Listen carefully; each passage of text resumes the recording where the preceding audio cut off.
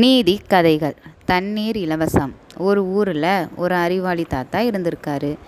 அவர் தனது புத்தி கூர்மையால் மிகவும் சிக்கலான பிரச்சனைகளை கூட நொடியில் தீர்த்தி விடுவதில் நல்லவராம். அவரை சுற்றி ஒரு பெருங்கூட்டம் எப்போதுமே இருந்துக்கிட்டு இருக்குமா. அவர் சாப்பிட்டாரா, ஓய்வு எடுப்பாரே என்றெல்லாம் பார்க்காம மக்கள் சூழ்ந்துக்கிட்டே இருப்பாங்களாம். அது அவருக்கு தர்ம சங்கடமாக இருந்திருக்கு. ஆனாலும் மக்கள் அழைச்சா இல்லைன்னு சொல்லாமல் உடனே அதை செய்வாராம். இவங்கள்ட்டேருந்து தப்பிக்கிறதுக்கு ஒரே வழி, சொல்லாமல் கொள்ளாமல் இரவோட இரவாக இந்த ஊரை விட்டு போயிடுவோம் அப்படின்னு புறப்பட ஆரம்பித்தாராம். அறிவாளி தாத்தா அன்றிரவே அதை செயல்படுத்தியும் விட்டாராம். உச்சி பகல் வேளையில் அவரோட பயணத்தில் குறுக்கிட்டதான் ஒரு நீண்ட பாலைவனம். அந்த பாலைவன பாதையில் ஒரு நீண்ட கூட்டம் எங்கோ செல்வதற்காக பயணம் மேற்கொண்டுக்கிட்டு இருந்தாங்களாம். அறிவாளி தாத்தாவும் அவர்களோட சேர்ந்து கொண்டாராம். பாலைவன பயணத்தில் அந்நாட்டு மக்கள் தண்ணீர் எடுத்து செல்ல பயன்படுத்துவது தோலினாலான ஒரு பையான். இந்த கூட்டத்தில் கஞ்சன் ஒருத்தவன் பயணம் செஞ்சுருக்கான். பல மணி நேரம் கடந்ததுக்கப்புறம் அக்கூட்டத்திடமிருந்து தண்ணீர் தீர்ந்துருச்சான். கஞ்சனிடம் மட்டுமே ஒரு தோல்பை நிறைய தண்ணீர் இருந்துச்சான். தாகத்தால் தவித்த மக்கள் அம்மனிதன்கிட்ட போய் தண்ணீர் கேட்டிருக்காங்க. அதற்கு அவன் சொல்லியிருக்கான், 100 ரூபாய் கொடுத்தீங்கன்னா இந்த தண்ணீர் முழுவதும் உங்களுடையது அப்படின்னு சொல்லியிருக்கான். 100 ரூபாயா அப்படின்னு மக்கள் திகைத்துட்டாங்களாம்.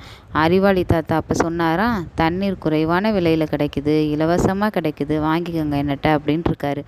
மக்கள் அந்த தாத்தாவே பார்த்தாங்களாம். அவன் 100 ரூபாய்ன்னு சொல்கிறான், இவர் தண்ணீர் இலவசம்னு சொல்கிறாரே அப்படின்னு நினச்சிருக்காங்க. மீண்டும் மீண்டும் தாத்தா கேட்டிருக்காரு. அதெல்லாம் வேணாம் அப்படின்ட்டு மக்கள் கஞ்சன்ட்ட 100 ரூபாய் கொடுத்து தண்ணீரை வாங்கி குடித்தாங்களாம். எல்லோரு தாகமும் தணிஞ்சிருக்கு. பயணத்தை மேற்கொண்டிருக்கா. சில மணி நேர பயணத்திற்கு பிறகு அந்த கஞ்சனுக்கும் தாகம் எடுத்திருக்கு. அவன் மக்கள்கிட்ட தண்ணீர் கேட்டிருக்கான். மக்கள் அறிவாளி தாத்தாவை திரும்பி பார்த்துருக்காங்க. அவர் ஒரு டம்ளர் தண்ணீர் 10 ரூபாயின்னு சொல்லியிருக்காரு.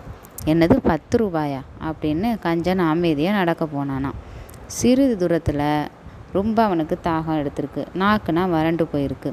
சரி, என்ன செய்கிறது அப்படின்ட்டு 10 ரூபாய் எடுத்து அறிவாளி தாத்திடம் நீட்டுனானா கஞ்சன்.